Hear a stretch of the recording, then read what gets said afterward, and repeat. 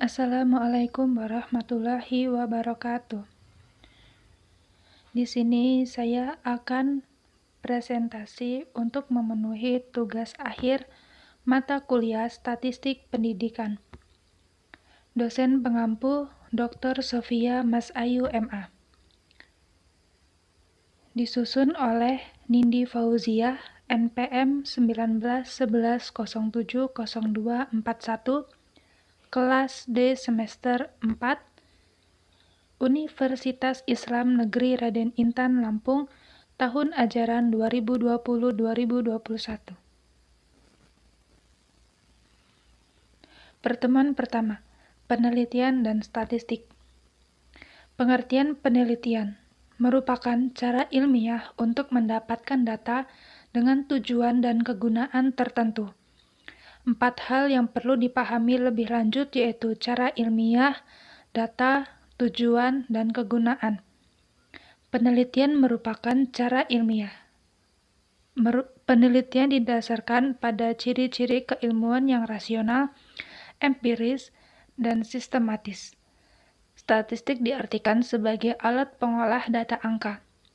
Statistika adalah cabang ilmu yang mengamati atau mengembangkan cara-cara mengolah data angka. Statistik deskriptif. Teknik statistik yang memberikan informasi hanya mengenai data yang dimiliki dan tidak bermaksud untuk menguji hipotesis dan kemudian menarik inferensi yang digeneralisasikan untuk data yang lebih besar atau populasi. Statistik deskriptif hanya digunakan untuk menyajikan dan menganalisis data agar lebih bermakna dan komunikatif yang disertai penghitungan sederhana untuk memperjelas karakteristik data. Statistik inferensial, statistik yang berkaitan dengan analisis data atau sampel untuk kemudian dilakukan penyimpulan atau inferensi yang digeneralisasikan kepada seluruh populasi. Pertemuan 2, distribusi frekuensi. Distribusi frekuensi adalah pengelompokan data menjadi tabulasi data dengan memakai kelas-kelas data dan dikaitkan dengan masing-masing frekuensinya. Tujuan dari pembuatan tabel frekuensi adalah untuk mengatur data mentah atau belum dikelompokkan ke dalam bentuk yang rapi tanpa mengurangi inti informasi yang ada. Kelebihannya yaitu dapat mengetahui gambaran secara menyeluruh. Dan kekurangannya yaitu rincian atau informasi awal menjadi hilang. Interval kelas. Interval kelas adalah selisih antara tepi atas dan tepi bawah dari suatu kelas, tetapi bukan selisih antara batas atas kelas dengan batas bawah kelas. Istilah dalam tabel distribusi frekuensi data berkelompok. Pertama, batas atau tepi kelas tergantung pada ketelitian data yang digunakan. Batas bawah sama dengan ujung bawah dikurang setengah satuan pengukuran kecil. Batas atas sama dengan ujung atas ditambah setengah satuan pengukuran terkecil. 2. Panjang kelas. P sama dengan BA dikurang BB. Dan yang ketiga, titik tengah kelas disebut juga nilai tengah kelas. Titik tengah kelas sama dengan setengah UA ditambah UB. Pertemuan 3, distribusi frekuensi 2. Data adalah himpunan nilai atau informasi lain yang diperoleh dari observasi, pengukuran, dan penilaian terhadap suatu objek atau lebih. Cara menyusun data. Data nominal yaitu data statistik yang cara menyusunnya didasarkan pada klasifikasi tertentu. Contoh, jumlah mahasiswa matematika 2015-2016 menurut tingkat dan jenis kelaminnya. Data ordinal atau urutan yaitu data statistik yang cara menyusun angkanya didasarkan pada urutan ranking. Contoh, hasil nilai statistik berdasarkan ranking. Data interval yaitu data statistik di mana terdapat jarak yang sama di antara hal-hal yang sedang diteliti. Berikut adalah gambar dari bentuk diagram, dan yang di sebelah kanan gambar dari poligon dan histogram. Pertemuan 4, ukuran pemusatan data.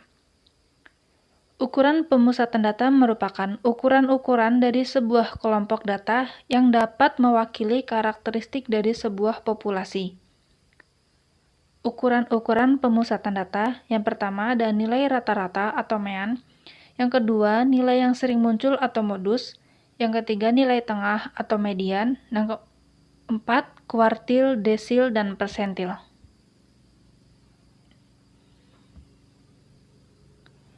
Rumus-rumus pemusatan data tunggal. Mean data tunggal, median data ganjil, median data genap. Modus adalah datum yang sering muncul atau sama dengan datum dengan frekuensi paling tinggi.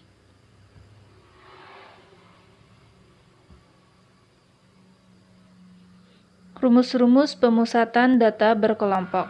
Ada mean, median, dan modus.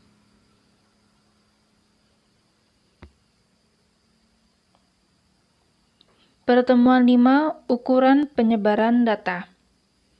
Ukuran penyebaran data adalah suatu ukuran yang menyatakan seberapa besar nilai-nilai data berbeda atau bervariasi dengan nilai ukuran pusatnya, atau seberapa besar penyimpanan nilai-nilai data dengan nilai pusatnya. Macam-macam ukuran. Pertama ada jangkauan atau rank, 2 simpangan rata-rata, 3 simpangan baku atau standar deviasi, 4 kuartil, 5 persentil, 6 koefisien variasi, dan 7 angka baku atau nilai standar. Berikut adalah rumus-rumus dari jangkauan atau rank, simpangan rata-rata, simpangan baku atau standar, kuartil, persentil, koefisien variasi, dan angka baku.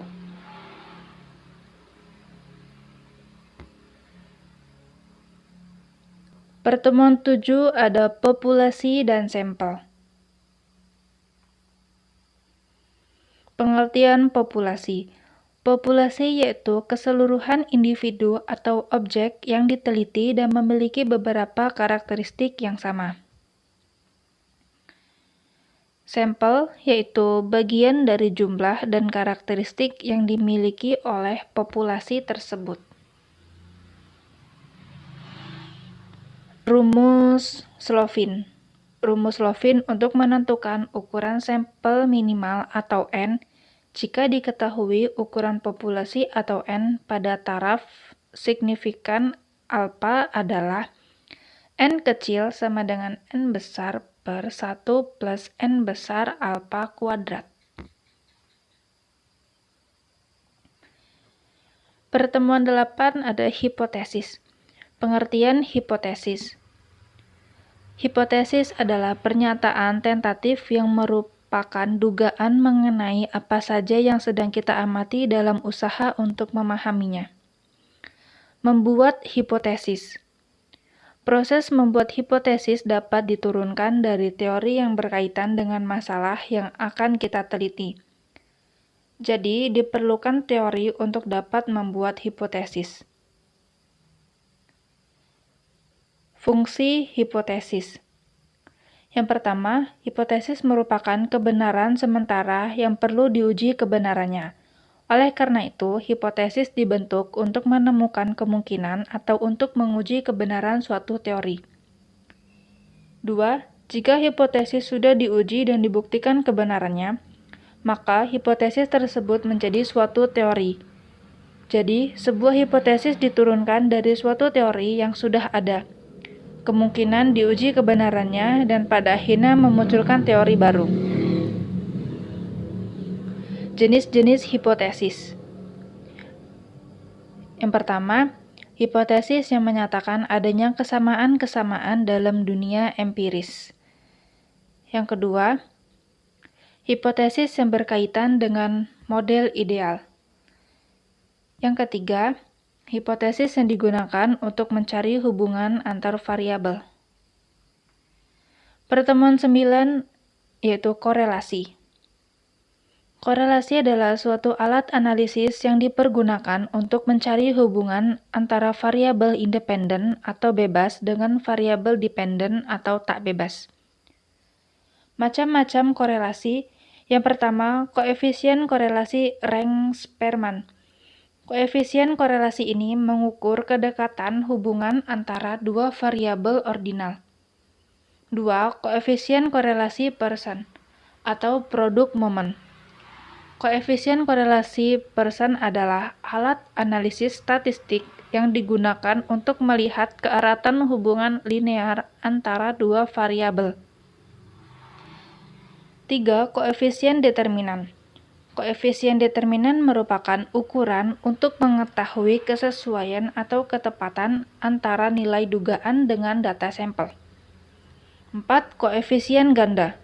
Koefisien ganda adalah indeks atau angka yang digunakan untuk mengukur keeratan hubungan antar tiga variabel atau lebih.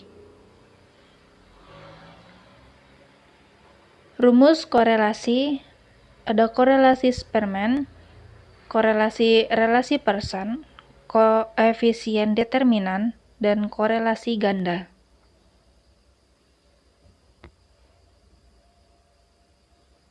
Pertemuan 11 yaitu regresi.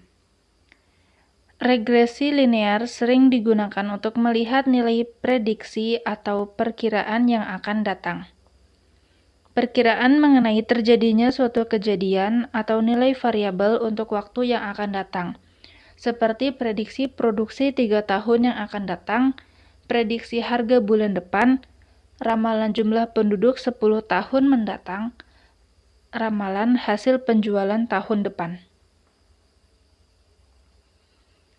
Berdasarkan jumlah variabel bebas, ada satu variabel bebas yaitu regresi sederhana, ada satu variabel bebas regresi berganda. Berdasar sifat hubungan kedua variabel, bersifat linear, regresi linear, bersifat non-linear, regresi non-linear. Berdasar skala pengukuran variabel bebas dan terikat. Variabel terikat semua variabel bebas interval atau rasio, regresi standar. Variabel terikat dan sebagian variabel bebas interval, tapi ada sebagian variabel bebas nominal atau ordinal. Regresi dummy. Variabel terikat berskala nominal atau ordinal. Regresi logistik atau ordinal. Pertemuan 12 ada validitas dan reabilitas. Validitas merupakan suatu standar atau dasar ukuran yang menunjukkan ketetapan, kemanfaatan, dan kesahihan yang mengarah pada ketepatan interpretasi suatu prosedur evaluasi sesuai dengan tujuan pengukurannya.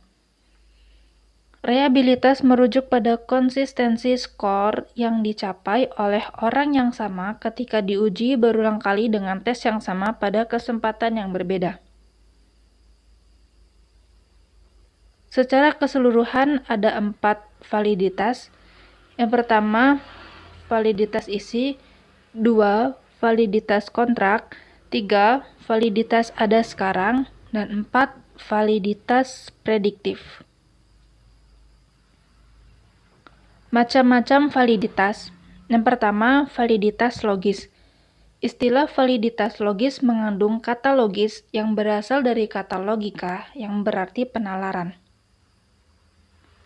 2. Validitas empiris. Istilah validitas empiris memuat kata empiris yang artinya pengalaman.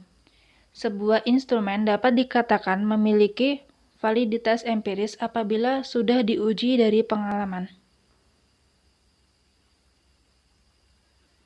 Sekian penyampaian materi dari saya. Terima kasih. Wassalamualaikum warahmatullahi wabarakatuh.